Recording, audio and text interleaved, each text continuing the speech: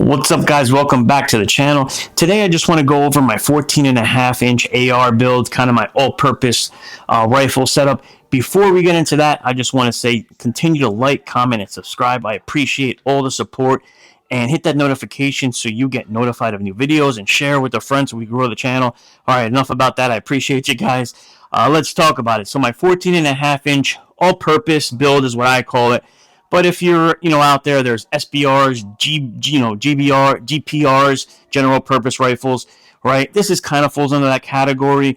There's kind of a thing out there where you need, 10 different rifles, one for long range, one for home defense, one for CQB.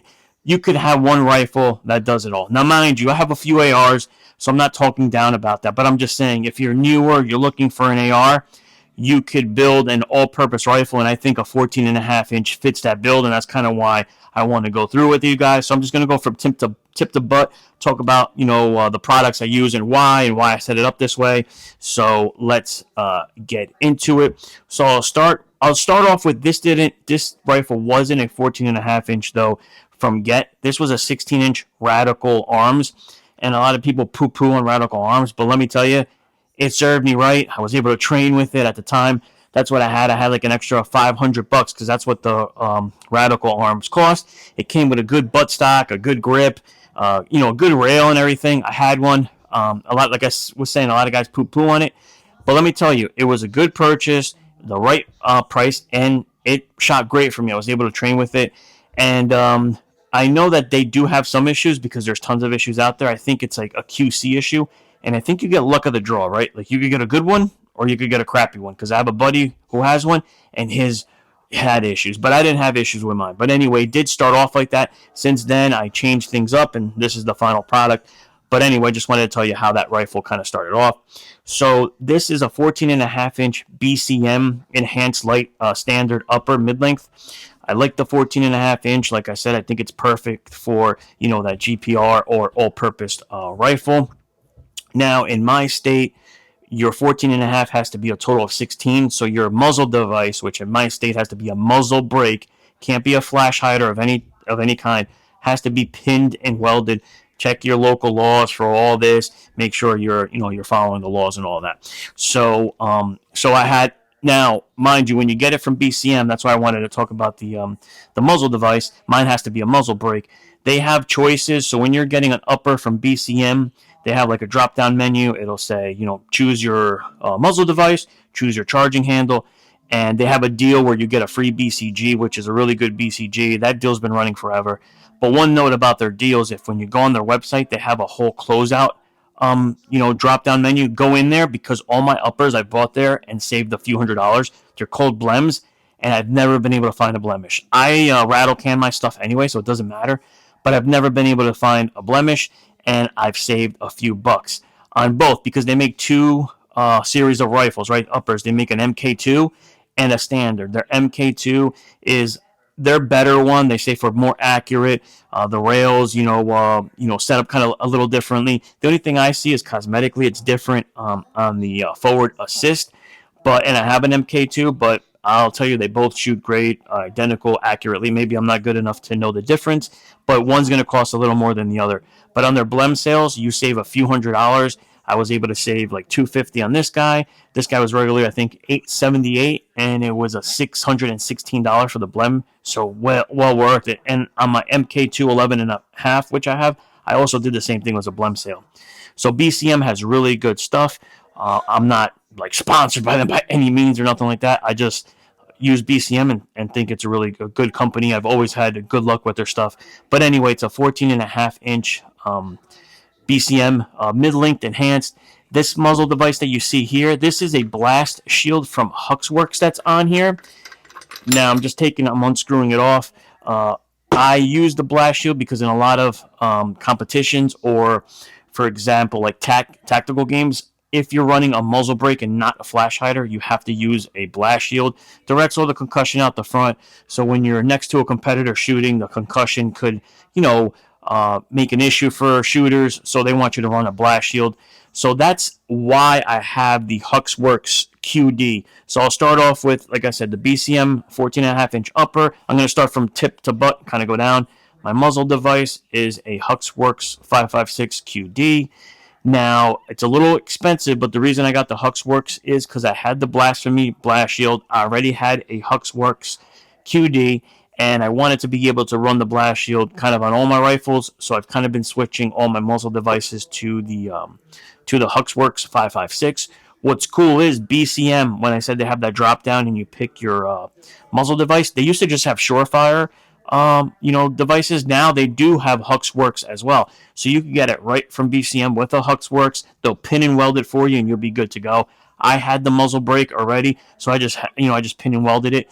But that's why I went Huxworks. Also, when I move out of this horrible state and I can own a can, it has the QD system for their cans, so I could get a Huxworks can. So I was kind of thinking for the future and whatnot. But it's a muzzle brake like anything else. Nothing that I could tell you, helps with accuracy, whatever. To me, all muzzle brakes are kind of the same. I have not, it is what it is. So that's the muzzle device, the Huxworks QD 556. Moving on to the light that you see here on the rail. This is a Cloud Defensive Rain 3.0. They're really good lights, really high candela, high lumens, like 1300, 1350 lumens, and it casts a very long beam, 200 or 300 yards. Now, yes, they are Gucci, they're pricey. Didn't start off with this. I had a Streamlight ProTac on there, which was a great light. Their pressure pads are meh, but listen, it served me for a long time, really good light. But I wanted a better light, so I upgraded to the Cloud Defensive. Now, yes, they are expensive, and at the time, I don't know if this code still works, but a buddy of mine had kind of gave me a code that was an insider code, and I'll share it. But I think they caught on because it was a big code for 40% off. It was code deployment. I don't think it works anymore, but hey, by all means, give it a shot. But it saved me 40% on the Cloud Defensive light, which was an awesome savings, so that's why I went for it. I also have a mod light on my other rifle. So mod light and Cloud Defensive, I think, are the two best lights to run out there, but they are pricey, just know that. But anyway, it's a Cloud Defensive and FDE 3.0. My only issue with the Cloud Defensive, and I'll talk about this now, and I made a small video on this, is I didn't like their tail cap system. Though the tail cap system was okay, was their switch. I didn't find it super reactive. Like, it would give me a delay. Sometimes it would kind of flick like low but go like on. It was just weird. I didn't like it. So the thing with Cloud Defensive is their tail caps are like proprietary to them. They have like a big like weird castle nut on the end, and you can't put any tail cap on there. So Fernie Lab, this product right here, it's by a company called Fernie Lab. It's called the RSA. It's an adapter just for the Cloud Defensive, so you could run any Surefire tail cap. So it'll have threads for any Surefire Scout type of switches, tail cap, etc. So now you could use the Surefire switches. So I got that product because it was awesome, and I was able to put a different tail cap. And I like running the Unity gas cap tail cap. That's what you see here. This is the Unity gas cap. It's made out of like a very hard polymer, rugged polymer. It's super rugged and tough, but it's also light. But what I love about it is that it has a cage for the cable management, and that just satisfies my OCD. It just really makes cable management a lot nicer, and I paired it with the Axon SL switch. I really like that switch from Unity. My hand, how I grip the rifle here, my finger's right there. I really like it. So it was cool that I was able to do that with that product from Fernie Labs. If you have a Cloud Defensive, want to change it, check out Fernie Lab.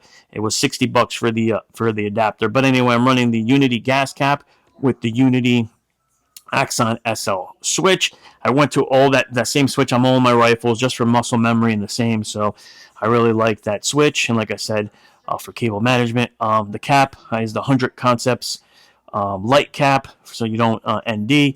Now, I was at the range not too long ago. Somebody told me I installed it upside down because the cap is this way.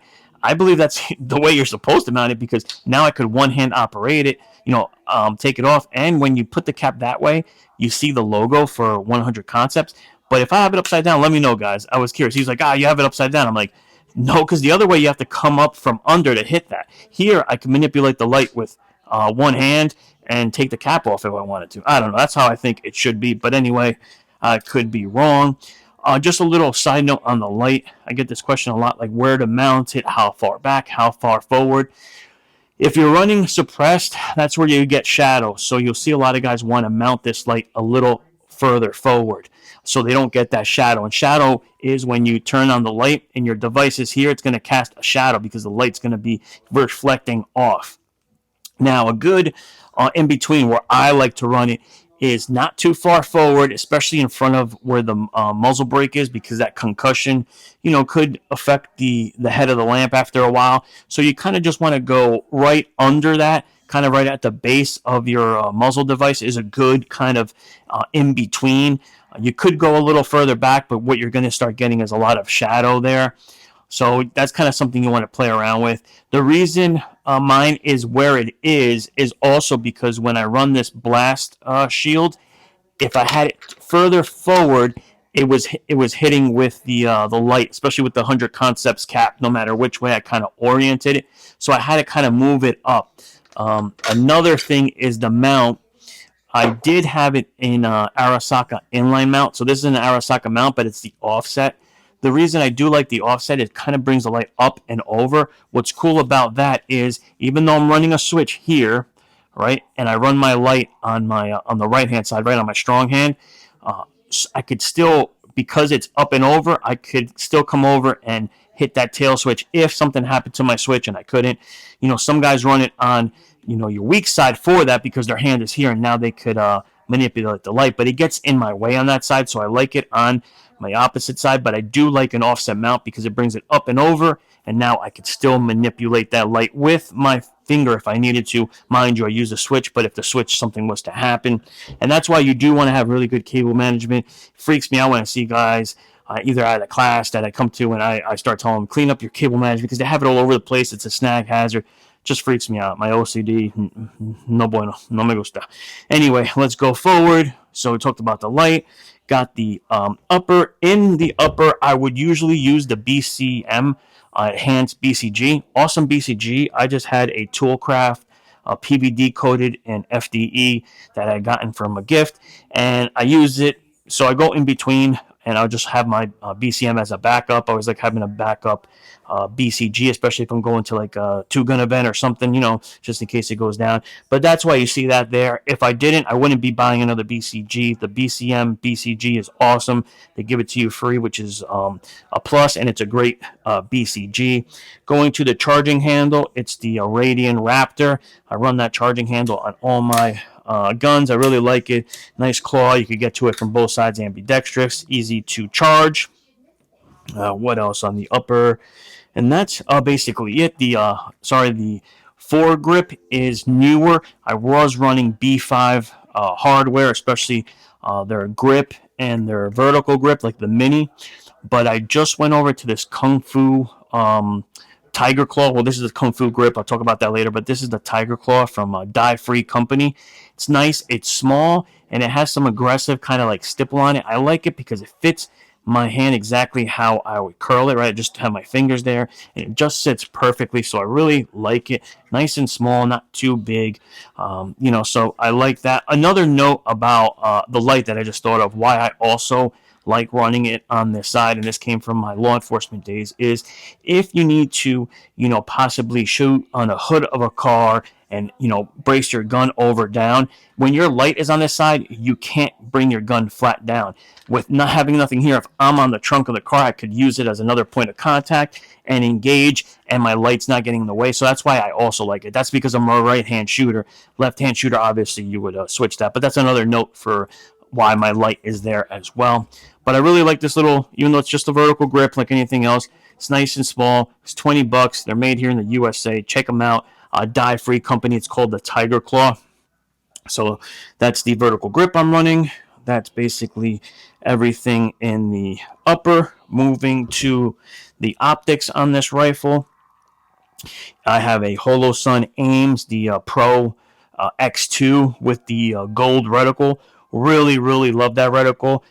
I run Holosun on all my stuff. Let me just say another thing that gets poo-pooed is guys will be like, oh, that's Chinesium. Let me just tell you, I've been running Holosun since 14, 15 and never had an issue. I think the Ames is one of the best red dots that you could get out there. Love the MRS, the multi-reticle system. And now with the gold reticle. I really, really love it. I usually go green, but the gold even looks better with my eye. So, excuse me, I really like the gold. So this is the new Pro XT. I have a regular Ames. This they kind of cut down on parallax, and it's a nice crisp dot. And if you're thinking about getting one, check out that gold. At first, I was like, I don't know about a gold reticle. It's like a yellowish really, but it looks really, really good. So the Ames Pro X2 comes with that ARD kind of, but you can flip it out of the way if you want the cap, which is cool. They also give you one for your optics, eye side. I just took it off. I didn't like it there. On the mount, it's a Unity tactical mount with the QD. I like this mount. This or the Scalar works. I was running the 193, but I like the two. It's a little more of a up, heads up display. I like it. I really like Unity tactical stuff. You could go higher, like the GBRS stuff, and I tried. I had their learner for a little bit when I ran an MRO. And that's the other thing I wanted to say. I ran Trijicon to points.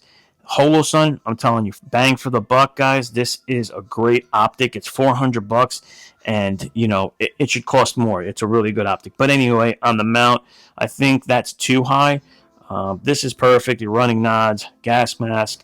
Even with a 193, you could shoot with nods. It's not going to be in the way. That's a myth that you have to go all the way up like the Hydra mount and all that stuff. But anyway, Unity tactical mount and FDE for the Ames, specifically made for the Ames. And now let's talk about magnifiers. I have a magnifier on here. Never was a magnifier guy, but I wanted this rifle to kind of do all, and that's why I chose a magnifier over an LPVO. It gives you the option of one, flipping out of the way, as you see. This is a Unity tactical mount, flip to center. I got it to pair with my Unity mount, so it's the same eye line. Now, it is some money. These mounts are Gucci, guys. I get it. They do make knockoffs of this on the internet. Never tried them. Don't know. It's Chinesium. Maybe it's as good.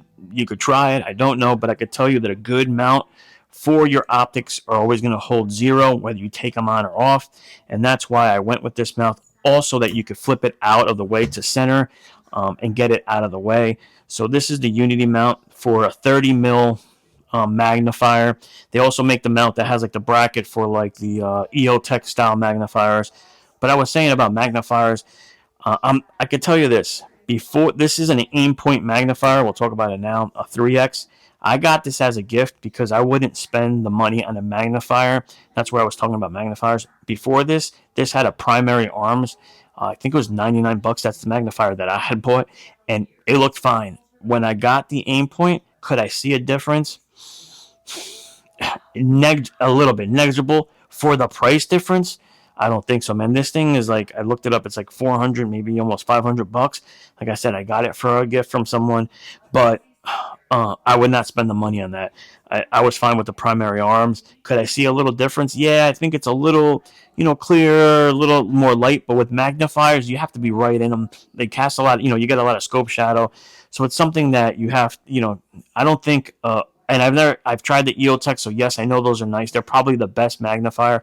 But I'm not spending $1,500 on a combo for a magnifier and optic. Red dot. I'm just not doing it. But anyway.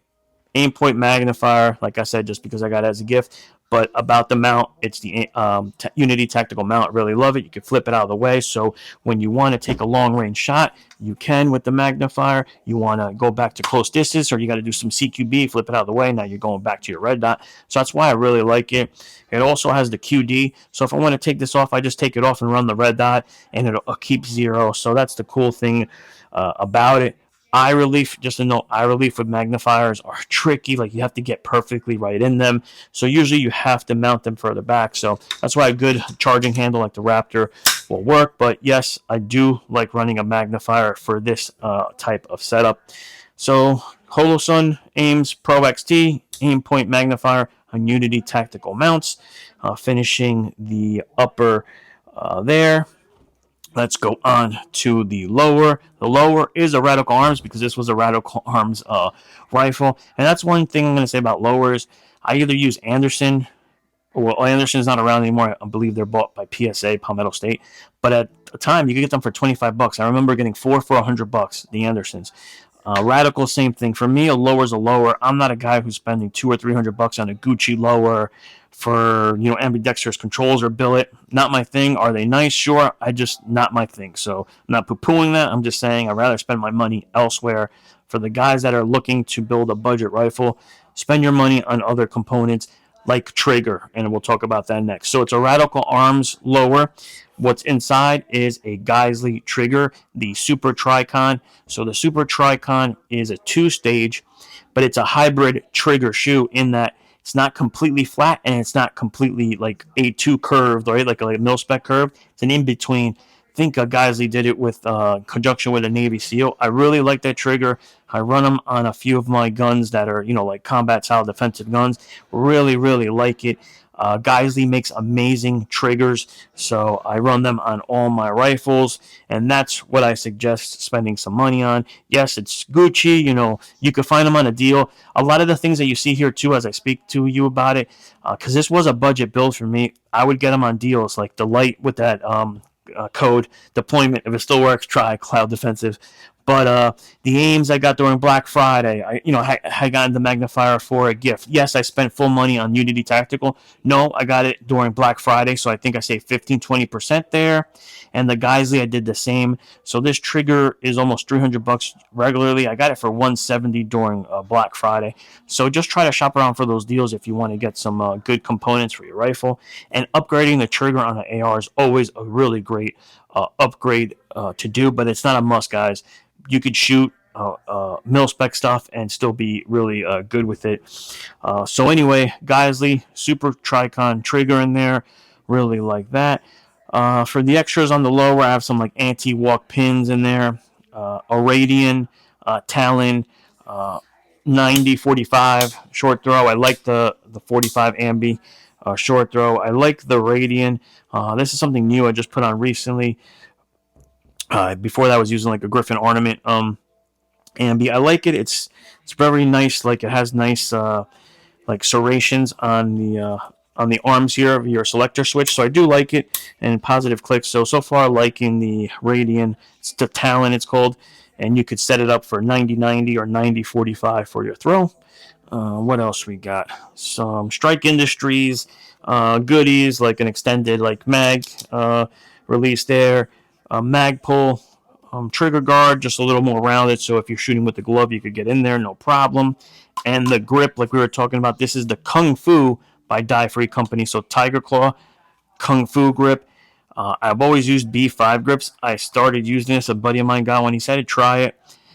Same angle, it's a nice wrist angle for the B5, but it has this cutout here, which is kind of cool for your finger.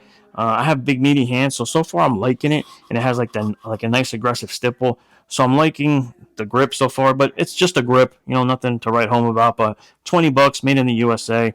I like it. They really tout it, I forget, for shooting prone too, but I like the wrist angle on it, so I like it. So that's on the lower. Did I miss anything on the lower? Nope. And going to the butt stock, because we're going from tip to butt. Now we're at the butt stock. Is a Magpul CTR. Nothing fancy. I like that butt stock because it has like the anti-wiggle, like the secondary lock, so it takes some wiggle out. Still has some wiggle, but not as much as like a regular stock. And I'm running it with a cheek riser, the GBRS, just because my optics are up, and I still like, kind of my muscle memory is, getting this gun to the cheek and then bringing it back to my shoulder. So I bring the rifle up to my eye. I don't crouch down. I see that a lot. Keep that up, bring it back. So I like the cheek riser. GBRS has them on their website. I don't think they make them. I think a different company makes them. I forget the name. Valkyrie, maybe. Maybe somebody in the comments will know who makes them. But you could get them in different percentages of height, like 25, 50, 75. This is a 50, just a 50%. Just runs perfect with this, with the way I have my optics. So cheek riser there. Buffer spring is a Springco blue with an H2 buffer. I tried H1, H2. They ran pretty much the same. That's something that's not a standard. That's something you have to tune your rifle to, so it might be different for you. But usually, like a blue spring by Springco and an H2 kind of gets you in that realm. Shoots pretty much everything. PMC, 55 grain, not a problem. So that's what's in there. Rattle can. I did a video on rattle can. I kind of rattle can all my stuff. So rattle can spray job, and the sling. Let's go to the sling. So for sling management, I use the SRC 3 from Gray Fighter Gear. They're local to the tri-state area from New York. Awesome. Just really holds your sling really well. Before that, I had the magnetic Neomag. It just would always kind of come loose. This stays very secure, and I love stowing away a sling because if you're going in a vehicle or going in and out, your sling will have snag hazards. This keeps it nice and tidy, and when you want it, you just pull it out, and it's good. It deploys, and it's good to go, and it's still on there. So really like that from Gray Fighter Gear. Check them out. Use code BT10 to get 10% off of Gray Fighter Gear. They do support the channel, so thank you to Gray Fighter Gear. Love the SRC3. So that's for stowing away the sling. For sling, I use the GBRS second best sling, it's called. Really like it. It's just a simple sling that has a good, small pad. I don't like a really big pad. So small pad, has a nice nylon grab handle here to give slack or tighten up your sling. What I really like about this sling also from GPR, but you could get this on any sling. Like I know Faro Concepts has them on their website. Is I run the Tri-Glide up here, so it's a Tri-Glide with a QD. So if you do want to go to a 1-point, because this is a 2-point sling, you can, as a QD, you just take your QD out from your front of the rifle and put it in right there. So now it runs as a 1-point. So if you like that 1-point sling, you can for transitioning over. But now you want to go to a 2-point, you just unclick out of that QD, go back to your front, and now it's a traditional 2-point sling. Really like that. Side note on the GPR sling, you know why I also like it? It comes with a package. So you buy this, it comes with the QDs, so 2 QDs, and you could get the whole kit with the Tri-Glide QD as well for a 1-point, 2-point, and it's all one package. So you don't have to get the sling, then go source out QDs, then go blah blah blah. And yes, guys are gonna be like, "Yo, that sling's like $100. It's pricey." But when you get QDs, they're like $30 for 2. You get it all adds up the same because most slings out there on the market are $50-$60, if not more now. So GBRS sling with the 2-point to 1-point QD. And did I miss anything? That's it, guys. Kind of just wanted to show you this build. I really like the 14.5. Kind of do it all. I've shot, I've done CQB with this. I've shot 2-gun.